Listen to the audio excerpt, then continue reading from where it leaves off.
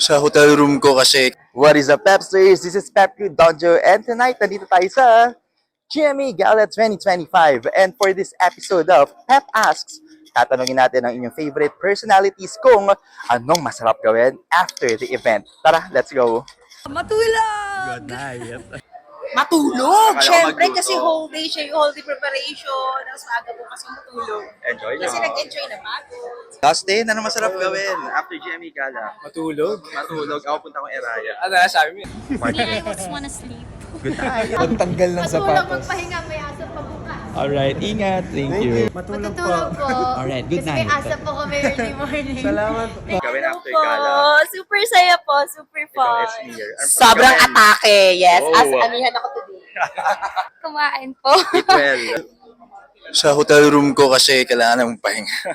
And that's it, Pepsters! Comment down the question you want us to ask and kung para kanino. Who knows, baka sila na ang next nyong mapanood sa Pep Asks.